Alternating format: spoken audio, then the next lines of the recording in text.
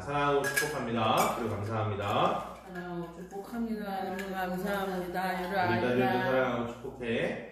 자, 우리 안양선민교회는 하나님의 선택을 받은 선민으로서 살아가는 거룩한 백성인 것을 인식하고 하나님이 허락하신 교회를 더욱 섬기고 사랑하는 공동체가 되기를 소망합니다. 더불어 오늘 허락하신 말씀을 받아 기쁨으로 누리며 그 말씀대로 살아가는 저와 성도님들이 되기를 주의 이름으로 축원합니다.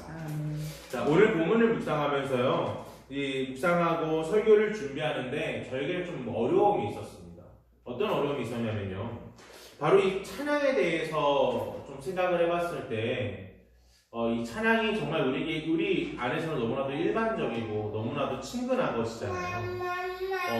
예배 때마다 찬양을 하고 또 우리가 어느 곳에 가든지 찬양을 흥얼거리고 또 우리의 삶 가운데 찬양이라는 것을 빼버리면 정말 무엇이 남을까 할 정도로 이 찬양은 우리의 삶과 너무나도 밀접한 관계에 있다는 것을 우리는 알게 되어지죠. 그런데 정작 이 찬양에 대해서 깊이 고민해 본 적이 없었다라는 사실들을 오늘 말씀을 준비하면서 알게 된 거예요.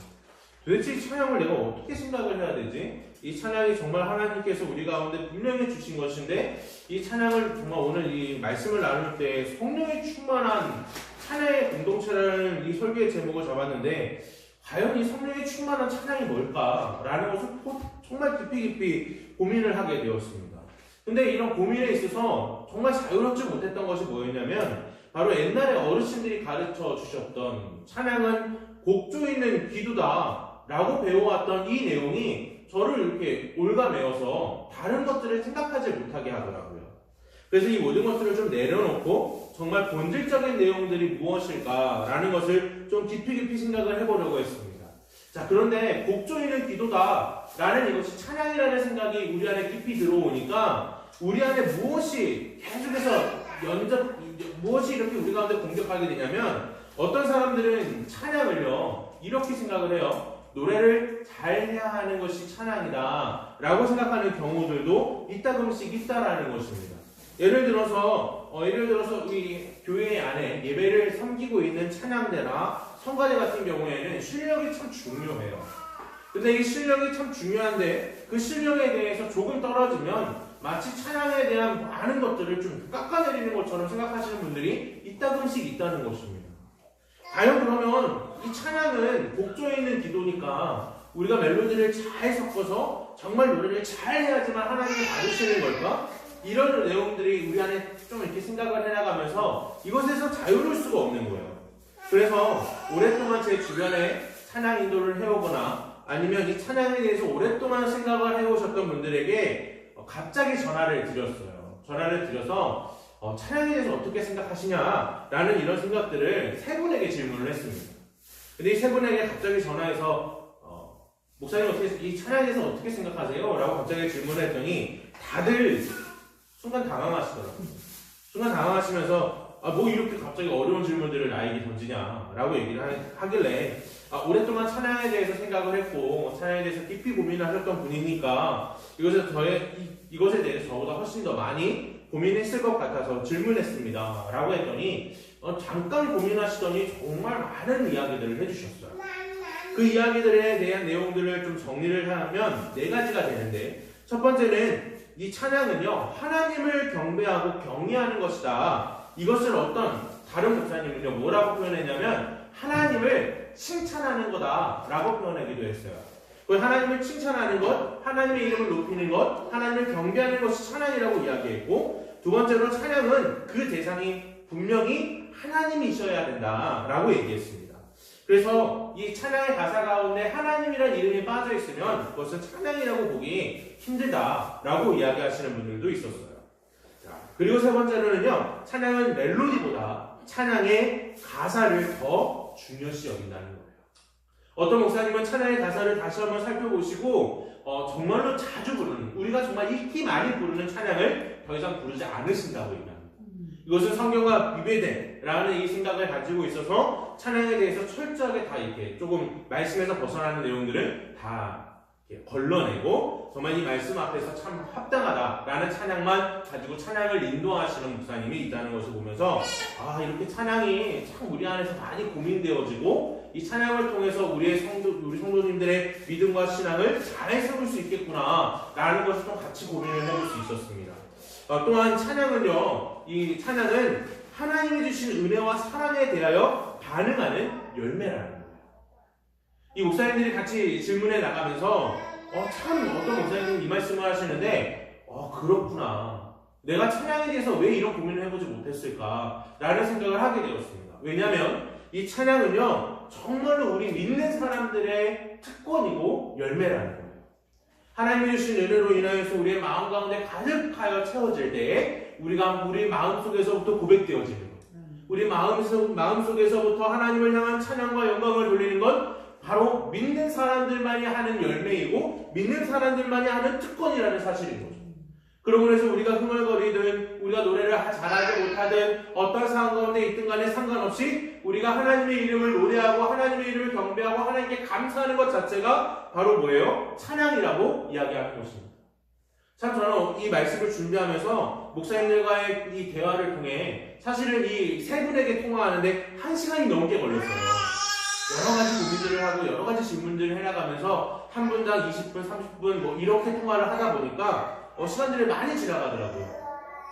그런데 그만큼이나 유익이 있었고 그만큼이나 찬양에 대해서 좀 같이 고민해 볼 수 있는 경우들이 있었습니다. 자, 그러면 성령의 충만한 찬양이 무엇일까? 라는 이 생각에 있어서 딱 접근하는 것이 바로 이 찬양이 우리의 열매라는 거예요. 우리 안에 성령이 충만해지면 우리 안에 성령이 충만하고 성령 하나님께서 충만한 공동체의 모습은 반드시 합당한 열매를 맺는 건데 이 열매는 우리의 찬양을 통하여 드러나는 것이고 찬양을 통하여 드러나는 건 자연스럽게 우리의 삶을 통하여 그 모든 것이 드러난다는 것을 얘기한다는 거죠. 우리가 목조에 있는 찬양이라 해서 노래를 너무나도 아름답게 잘한다 할지라도 우리의 삶이 그 찬양을 따라오지 못한다면 그것은 하나님 앞에서의 합당한 신앙의 열매가 아닐 수밖에 없는 거예요. 그렇기 때문에 우리의 찬양은 바로 우리의 신앙의 열매이고 바로 성령 충만함의 열매라는 사실을 우리는 기억해야 되는 것입니다. 이렇게 정리해볼 때 오늘 본문은요, 다윗이 찬양을 하는 자들, 찬양의 대표자들을 세우게 되는데 이 찬양의 대표자들은 3명이 있습니다. 그 가운데 아삽이라는 사람이 있고 헤만이라는 사람이 있고 여두둔이라는 사람이 있어요. 그리고 이들을 중심으로 해서 288명의 레위인의 찬양대들이 정립되어져 있다라고 성경은 이야기하고 있습니다.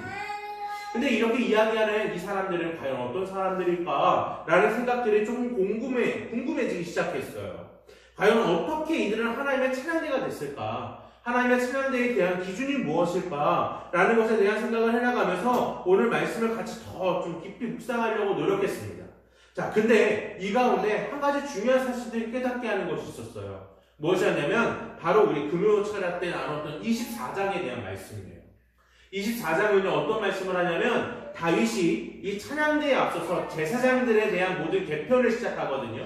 이 제사장들에 대한 개편을 시작하는데 이 제사장들 가운데 먼저는 아론을 중심으로 해서 4명의 아들들을 이야기해요. 그 가운데 나답과 아비후가 하나님께 합당하지 않은 불을 드림으로 인하여 그들이 죽음을 맞았다는 얘기를 굳이 성경은 우리에게 보여주고 있어요.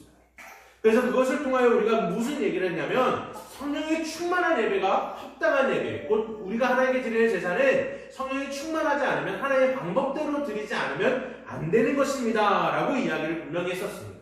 자, 우리가 한번 따라해 볼까요? 성령의 충만한 예배, 성령의 충만한 예배. 네, 우리는 하나님께 드리는 모든 제사와 예배는 성령이 충만해야 돼요.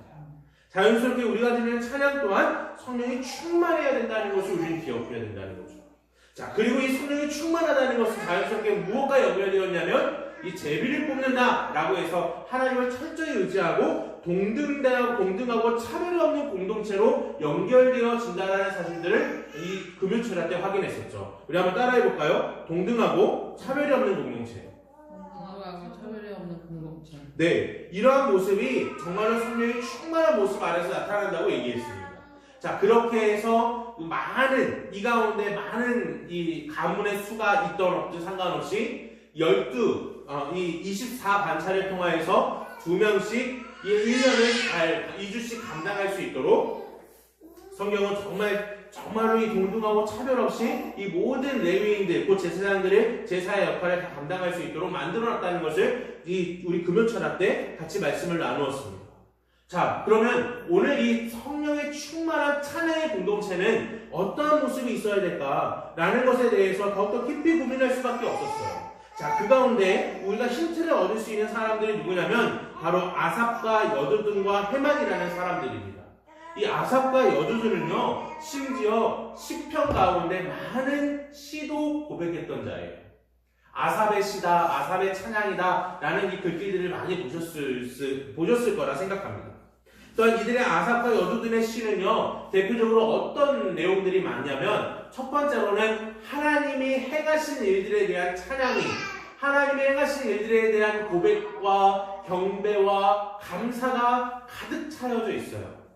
또한 이 감사와 고백뿐만 아니라 내가 고난 가운데 있을 때, 고통 가운데 있을 때 하나님을 향하여 하나님 내가 이렇게 너무나도 힘듭니다 라는 애가에 대한 고백들도 그 안에 가득 차여 있습니다. 자, 그런데 중요한 건 뭐냐면 이 애가 내가 고통하고 아파하고 슬퍼하고 나는 정말 죽을 것 같습니다 라고 얘기하는 이 고통에 대한 이야기 가운데에서도 이 아삽과 여두둔의 이 시의 끝에는요, 어떤 고백이 있냐면 하나님이 나의 모든 것을 해결하시는 유일한 하나님이십니다 라는 고백과 찬양과 감사가 그들 가운데 가득하다는 사실들을 확인할 수가 있었습니다. 바로 이렇게 하나님을 향한 찬양과 하나님을 향한 이 성령의 충만한 찬양은 합당한 열매들을 맺는 찬양이라는 사실들을, 이런 삶의 공동체라는 것을 우리는 확인할 수가 있었습니다. 자, 그래서 오늘 이 말씀을 통하여서요, 이 말씀을 통해서 우리는 정말로 성령의 충만한 찬양의 공동체의 모습이 우리 안에 다시 회복되어지길 원합니다. 우리 안에 회복되기 위해서는 우리 안에 무엇이 먼저 회복되어야 되고, 우리 안에 무엇이 먼저 우리 안에 가득 채워져야 되는지에 대해서 같이 고민했으면 좋겠어요. 같이 묵상했으면 좋겠어요. 그로 인해서 하나님 앞에 영광을 돌리고 그 은혜 안에 함께 살아가는 우리 모든 성도들 되길 주의 이름으로 축원합니다. 우리는 가장 먼저 성령의 충만한 찬양의 공동체는요, 동등하고 차별이 없어야 한다는 사실들을 확인할 수가 있었습니다. 바로 아삽이라는 이 사람의 이름 때문인데요. 자, 우리 1절을 읽어보면, 이 1절에 읽어보면 이 바로 이 찬양을 인도하고 찬양의 모든 대표성을 띠고 있는 사람들에 대한 이야기를 가지고 있어요. 1절을 제가 한번 읽어볼게요. 다윗이 군대 지휘관들과 더불어 아삽과 헤만과 여두둔의 자손 중에서 구별하여 섬기게 하되 수공과 비파와 재금을 삼아 신령한 노래를 하게 하였으니 그 직무대로 일하는 자의 수요가 이러하니라 라고 이야기합니다. 자, 이 가운데 대표적으로 먼저 나온 사람의 이름이 바로 아삽이라는 사람이에요. 이 아삽이라는 사람의 이름의 뜻은요, 모으다 라는 뜻을 가지고 있습니다. 이 모으다 라는 뜻을 가지고 있듯이 바로 하나님을 찬양하는 모든 사람들을 모으는 그 역할을 했던 자가 바로 아삽이라는 사실들을 알게 돼요. 자, 근데 아삽을 중심으로 해서 많은 찬양을 하는 자들이 다 모였어요. 그러면 이 가운데 우두머리의 역할, 이 모든 것들을 관할하는 역할은 다 누가 해야 돼요? 아삽이 해야 되는 것 같죠? 그런데 성경의 8절에서 뭐라고 이야기하냐면요, 8절을 같이 한번 읽어볼까요? 8절 시작. 이 무리에 큰 자나 작은 자나 스승이나 제자를 막론하고 다같이 제비를 뽑아 직임을 얻었으니 라고 얘기합니다. 다시 이야기하면 아삽을 중심으로 해서 헤만을 중심으로 해서 여두둔을 중심으로 해서 많은 사람들이 모여졌고 그들이 하나님을 찬양하고 그들의 중심에 대해서 모든 것들이 이루어질 것처럼 보여지는데, 그렇지 아니하고 철저히 하나님 앞에서 제비를 뽑아서 그들의 역할들을 나누었다고 이제 성경은 이야기하고 있는 것이에요. 자, 그러면 제비를 뽑는다는 의미가 무엇일까요? 제비를 왜 뽑죠? 제비를 뽑는 건요, 사실 제비를 뽑는다는 건 누가 뽑힐지 모르는 거죠. 이거 볼 수 없잖아요. 그런데 이 제비를 주관하시는 이가 누구라고 고백하는 거냐면 하나님이라고 고백하는 거예요. 다시 이야기해서 아삽이나 이 모든 사람들의 이 모으는 자들의 역할을 했던 이 모든 자들도 하나님 앞에 모든 것들을 고백하는 거예요. 철저히 네, 하나님은 나의 모든 것에 대한 주인이십니다. 곧 우리의 삶에 대한 주인이십니다. 이 찬양을 온전히 받으실 주인이십니다. 그러니 내가 드러낼 것도 없고 내가 드러낼 것도 없고 내 실력이나 유력함이나 내가 스승됨이나 아니면 내가 제자됨에 대한 어떤 이제 상하 간의 관계성으로 인하여서 내가 높고 내가 더 높으니 내가 더 좋은 자리에 있어야 돼 라고 이야기하지 않았다는 거죠. 결국에는 철저히 하나님 중심적이고 철저히 하나님을 의지하는 공동체의 모습을 가지고 있는 것이 성령의 충만한 찬양의 공동체의 특징이었다는 것을 알게 된다는 것이에요. 또한 성경의 1장은요, 오늘 본문의 1장은요, 참 재밌는 말씀을 우리에게 보여주고 있어요. 그 가운데 무엇이 있냐면 바로 이 맨 마지막 절 1절의 중심에 보면 신령한 노래를 하게 하였으니 라고 이야기하는 내용이 있습니다.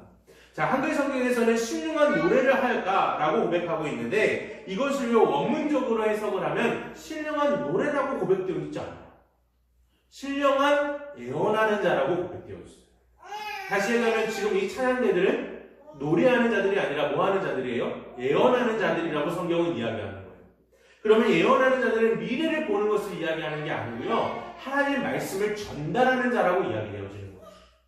그렇다는 것을 참 중요하게 우리에게 선언되는 것이 있죠. 뭐냐면 찬양을 하고 노래를 하고 기쁨으로 하나님께 영광을 돌리는 모든 사람들은 단순히 노래를 하는 자들이 아니라 뭘 전하는 자들이에요? 하나님 말씀을 전달하는 자들. 우리 아까 전에 같이 나누었잖아요. 찬양은 바로 믿는 자들의 신앙의 열매입니다. 우리의 찬양은 단순히 곡조 있는 기도로 끝나는 것이 아니라 우리의 찬양은요, 하나님 말씀을 대언하고 하나님 말씀을 전달하는 역할이 우리 가운데 있다는 사실을 알아야 된다는 거예요. 그런 의미에서 우리는 좀 더 깊이 생각을 하면요, 우리 안에서 찬양을 감당하는 사람들이 있습니다. 저희 교회에서는 제가 다 감당을 하죠. 저는 뭐 그렇게 실력이 뛰어나거나 뭐 노래를 잘하진 않아요. 뭐 박자도 쉽게 놓치고요. 뭐 여러 가지 이제 저와 함께 찬양을 하다 보면 갑자기 산으로 가는 경우들이 있다는 걸 아실 거예요. 그만큼이나 저는 찬양을 잘 뛰어나가지 못합니다. 그러나 다른 큰 교회나 여러 교회의 모습들을 보면 찬양을 전문적으로 인도하는 사람들이 있고 또 찬양 가운데 예배 가운데 성가대로 섬기는 사람들이 있어요. 자, 근데 이 사람들이 자신의 이름과 자신의 역할과 자신이 예배 가운데 찬양한다는 이유로 자신의 이 어깨가 막 이렇게 올라가기 시작하면, 자신의 어깨가 올라가면서 자신의 역할들에 대해서 자랑하기 시작하면 그 공동체는 어떻게 될까요? 무너져 버린다는 거예요. 그것은 하나님 앞에서 하나님의 성령의 충만한 찬양의 공동체가 될 수 없음을 우리에게 이야기해주고 있다는 거예요. 그렇다는 건 내가 찬양대회, 내가 성가대예요. 그럼 내가 성가대회면 나는 성가대이기 때문에 여러 가지 봉사를 하지 못해요 라고 말하는 것이 합당하지 않는다는 거죠. 왜냐하면 성가대일수록 우리 마음 가운데 무엇이 더 충만해야 되냐면 성령 하나님의 충만함이 있어야 돼요. 성가대일수록 찬양대일수록 성령 하나님의 충만함을 통하여서 우리 가운데 하나님 말씀이 증거되고 하나님 말씀이 나를 통하여 대언되어진다는 사실들을 알아야 돼요. 곧 성가대가 그 가운데 성가하고 끝나고 나오는 것이 끝이 아니라는 거예요. 성가대는 그것을 쓰는 것 자체로 인해서 그들의 삶이 그 찬양을 인정해줘야 돼요. 그 찬양이 증명돼야 돼요. 그 찬양의 고백이 우리의 신앙의 열매가 나타나야 된다는 거예요. 그것이 바로 우리 안에 나타나는 성령의 충만한 찬양의 공동체의 모습이에요. 아삽이 대표성을 가지고 모든 사람들을 모았지만 아삽의 이름을 드러내지 않았다. 철저히 하나님을 의지하고 하나님 앞에서의 철저히 겸손해져서 그 제비 뽑는 자리에 있었다. 또한 이 찬양대의 많은 사람들, 이들은요 다 누구의 권위 아래 있었냐면 다윗의 지도 아래 있었다라고 얘기해요. 다윗의 지도 아래 있었다는 건요, 하나님이 세우신 권위 아래 찬양대들이 다 그곳에 있었다라고 고백하는 거예요. 그럼 자연스럽게 하나님의 권위 아래, 하나님의 말씀 아래, 하나님께서 말씀하시는 그 모든 것 아래 찬양대들은 존재하는 거예요. 우리의 찬양에 대한 고백, 우리의 신앙의 고백은 다 하나님의 은혜 안에, 말씀 안에 있어야 된다는 거예요. 그러므로 해서 우리는요 철저히 하나님 앞에서 공동되어지고 차별이 없는 공동체가 바로 성령의 충만한 찬양의 공동체라는 사실을 우리는 인정할 수 있어야 된다는 거죠. 그럼 우리 교회가 되어지기를 주의 이름으로 축원합니다. 비록 찬양을 잘 하지 못하고 기타를 잘 치지 못하고 여러 가지 부족한 모습이 있다 할지라도 흘기지 마세요. 저를 향해서 너무 부족하다라고 눈빛을 보내주지 않으셨으면 좋겠어요. 아무도 없어요. 저만 느끼는 건가요? 아무도 없어요. 네. 우리는 정말 하나님 안에서 연합되어지기를 주님 정말 힘쓰고 정말로 하나님 안에서 정말로 동등하고 차별 없는 공동체가 되기를 주의 이름으로 축원합니다. 이것이 성령이 충만한 찬양의 공동체의 모습이에요. 찬양이 충만한 정말 성령이 충만한 찬양의 공동체의 두 번째의 모습은요, 바로 감사의 열매가 맺히는 공동체입니다.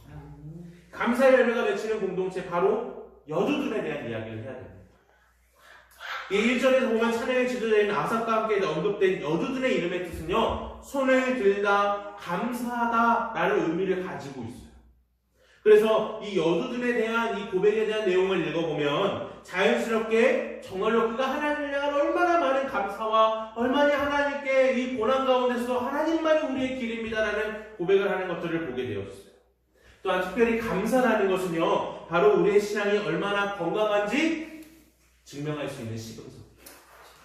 우리의 삶 가운데 감사가 있는지 없는지에 따라서 우리의 신앙이 지금 건강한지 건강하지 않은지를 우리는 알 수 있게 됩니다. 자, 우리가 좀 이런 결단이 좀 있었으면 좋겠습니다. 우리가 많은 것들을 하지 못한다 할지라도 하루에 20가지 감사의 내용을 좀 적어봤으면 좋겠어요. 20가지는 할 수 있겠죠? 우리 좀 결단하고 다음 주에 서로 한번 검사해봤으면 좋겠어요. 다들 이렇게 표정이 안 좋아지시는데 이 20가지 우리 안에서 좀 감사가 정말 열매로 맺혀지는 주의 은혜가 있었으면 좋겠습니다. 우리 좀 힘들더라도 한번 결단해봅시다. 정말 우리 안에서 이 감사는요, 우리의 신앙이 얼마나 건강한지 확인할 수 있는 유일한 길이에요. 그래서 우리가 정말 감사한 이 삶의 모습이 우리 가운데 있기를 주의 이름으로 축원합니다.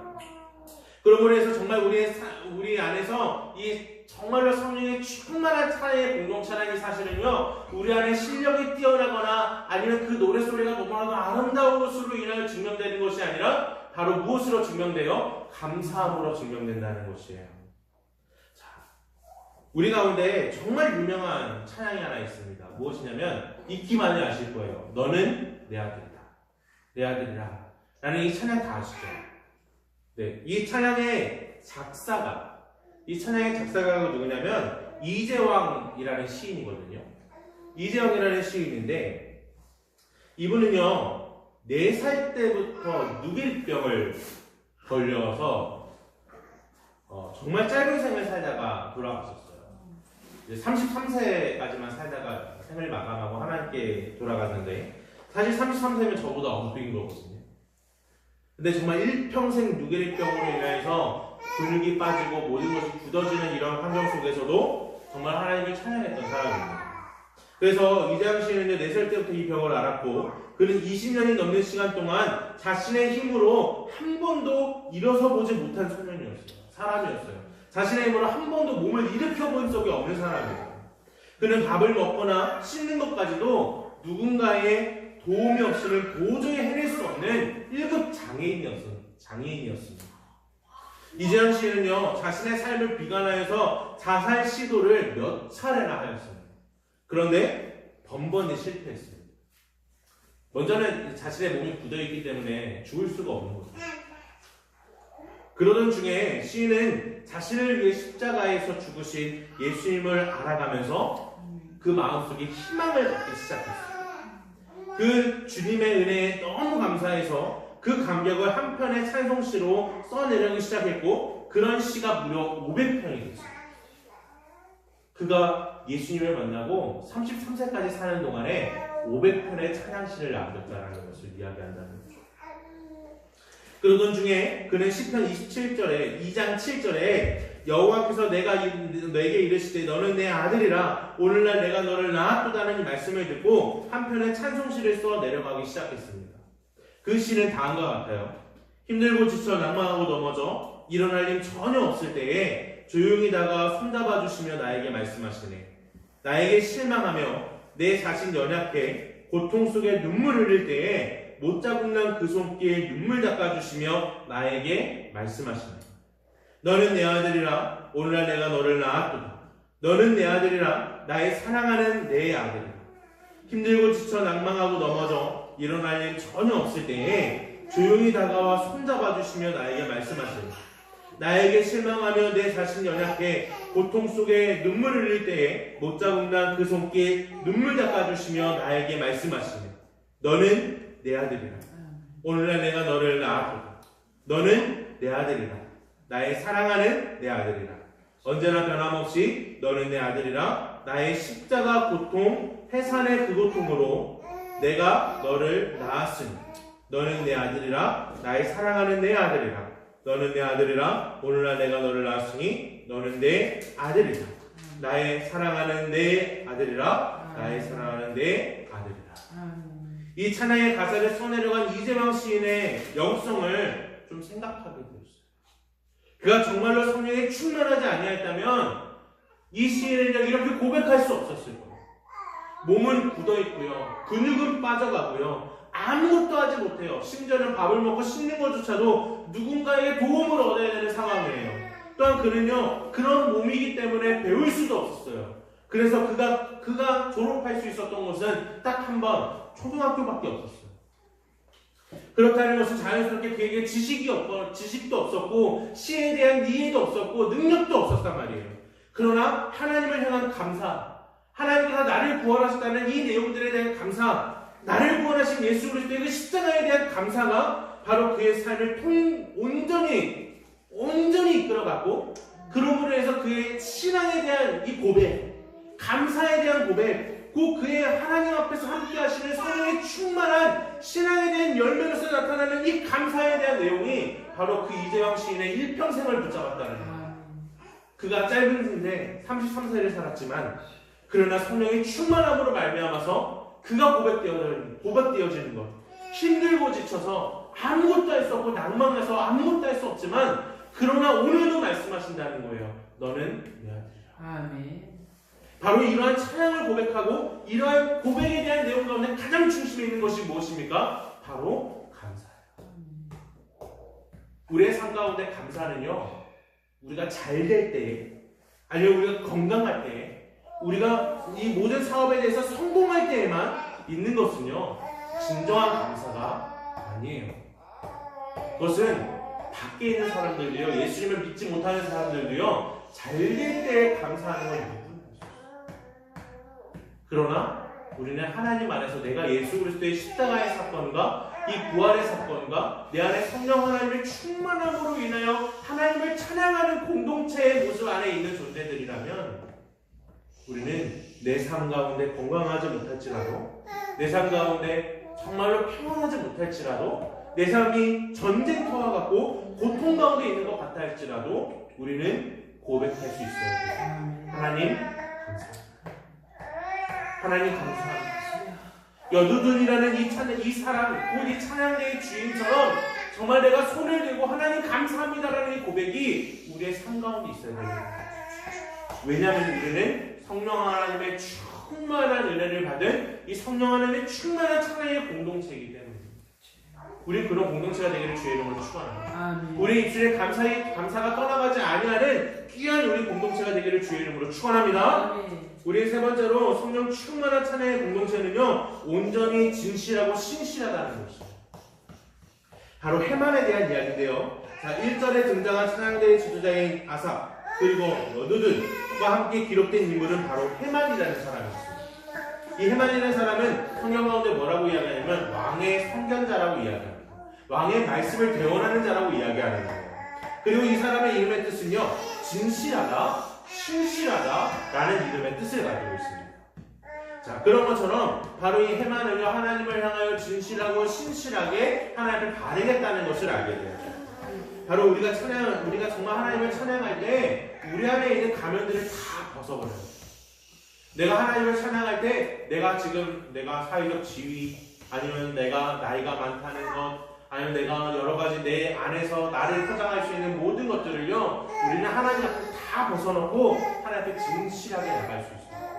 우리는 하나님 앞에 우리의 모든 것들을 다 고백하며 신실하고 진실한 삶의 모습으로 온전히 세워져서 하나님께 나아가고 하나님을 온전히 찬양할 수 있어야 돼요. 그런 이 해만에 대한 평가를요, 성경은요 5절에서 6절을 통해 이렇게 말씀하고 있습니다. 이는 다 해만의 아들들이니 나팔을 부는 자들이며 해만은 하나님의 말씀을 가진 왕의 선견자라. 하나님의 해만에게 14아들과 3딸을 주었더라. 이들이 다 그들의 아버지의 주의 아래 재금과 비파와 수금을 잡아 여호와의 전에서 노래하며 하나님의 전을 섬겼으며라고 기록합니다. 이 구약 성경 가운데 자녀가 많다는 건 하나님의 축복을 받았다는 것을 의미하거든요. 자, 그런데 이 축복을 받은 자녀 가운데 무엇을 표현하냐면 바로 그들의 나팔을 부는 존재라고 이야기합니다. 이 나팔을 불다라는 의미의 뜻이 뭐가 있냐면 바로 이 나팔을 부는 것은 힘이나 승리의 표식인데 이 승리의 표식이 어떻게 드러나는 거냐면 바로 나팔을 불다라는 의미 안에서 하나님이 임재하시다라는 것을 이야기해요. 우리는 하나님을 찬양할 때 하나님께서 우리 가운데 임재하신다는 사실을 믿음으로 고백하셔야 돼요. 그렇기 때문에 우리는 우리의 겉모습에 있는 모든 것들을 다 치장을 내려놓고요. 정말로 신실하고 진실한 삶의 모습 안에서 그런 모습으로 하나님께 철저히 나가야 된다는 사실을 우리는 고백해야 된다는 것입니다. 또한 나팔을 분다는 것은 이 하나님이 임재하시는 것뿐만 아니라 감사와 기쁨을 표현하기도 한다는 사실을 우리는 기억해야 됩니다. 그러므로 해서 우리는 성령의 충만한 찬양의 공동체는요, 진실함으로, 신실함으로 하나님의 임재 앞에 서야 한다는 사실을 우리는 늘 기억하는 은혜가 있기를 주의 이름으로 축원합니다. 또한 해만의 자녀들은요, 아들이 무려 14명이에요. 그리고 딸이 3명이에요. 다시 얘기하면 그의 자녀가 모두 몇 명이에요? 17명이에요. 17명이 다 뭐라고 기록하냐면 바로 이 아버지인 해만에 따라서 하나님을 찬양하는 역할을 감당했다라고 성경은 분명히 이야기하고 있다는 것입니다. 자, 근데 이제 이것을 통하여 우리가 분명히 깨달을 수 있는 것이 있어요. 뭐냐면 하나님 앞에서 진실하고 신실하다는 것은요, 누구 앞에서도 진실하고 신실하다고 이야기하냐면 사람 앞에서도 진실하고 신실해야 된다는 것을 알아요. 특별히 우리 안에서 진실하고 신실하게 세워지지 못하는 대상이 누구냐면 바로 자녀들이에요. 근데 해만이 무슨 표현을 쓰냐면 이 자녀들 앞에서도 신실하고 진실했다는 사실들을 알게 되어지는 거예요. 그러므로 해서 그 자녀들 또한 아버지의 인도를 따라 그 모든 찬양대의 역할을 다 감당할 수 있었던 것은 해만이 얼만큼이나 하나님 앞에서 진실하고 신실했던 것처럼 바로 자녀들에게도 진실하고 신실하게 되었음을 통하여 자녀들이 그의 아버지의 삶을 따라 찬양대의 자리에 온전히 나올 수 있었다는 사실들을 우리는 기억할 수 있어야 돼요. 레위인들의 삶은요, 사실 그 아버지의 대를 따라 많은 것들을 역할을 감당하는 것은 당연한 일이었어요. 그러나 성경이 이렇게 기록하는 것은요, 바로 해만, 그의 이름의 뜻이 신실하고 진실하다는 이름의 뜻을 가지고 있는 것처럼 우리의 삶 가운데 정말로 하나님 앞에서의 진실함과 신실함이 회복되는 것처럼 우리는 사람 앞에서도 진실하고 신실하며 더 나아가 우리의 자녀 앞에서, 우리의 가족 앞에서, 우리가 정말로 잘 드러내지 못하는 아주 연약한 자리 안에서도 신실하고 진실한 우리의 삶이 다시 회복되어져야 된다는 것입니다. 성령 하나님의 충만한 공동체는요, 정말로 하나님 앞에서의 진실하고 신실하고 또한 사람들의 관계 안에서도 진실하고 신실하다는 사실을 우리는 기억하는 은혜가 있기를 주의 이름으로 축원합니다. 자, 오늘 말씀을 좀 정리하고자 원합니다. 성령의 충만한 찬양의 공동체는요, 자신의 이름과 자신의 실력과 유력함을 드러내지 않고 하나님의 신실함만을 신뢰함으로 동등함과 차별이 없는 공동체입니다. 더불어 성령의 충만한 찬양의 공동체는 신앙의 열매인 감사의 고백이 넘치는 공동체이며 하나님 앞에서 그리고 사람 앞에서도 신실하고 진실한 공동체임을 고백해야 합니다. 그러므로 해서 우리는 이제 결단해야 됩니다. 오직 성령의 충만한 찬양의 공동체의 모습을 우리가 확인했으니 이제 우리의 삶 가운데 이 믿음의 고백과 믿음의 삶의 결단이 우리 안에 가득하기를, 그로 인하여 정말 우리의 삶 가운데 성령의 충만한 찬양의 공동체로서 그 개인으로서 서 있고 우리 교회가 그런 아름다운 공동체의 모습을 간직하며 세워져 나가므로 하나님께 영광을 돌리고 그러므로 인해 개인이 회복되고 가정이 회복되는 신앙의 공동체로서 세워져 나가는 우리 모든 성도님들 되기를 주의 이름으로 축원합니다. 아멘. 주의 이름으로 축원합니다.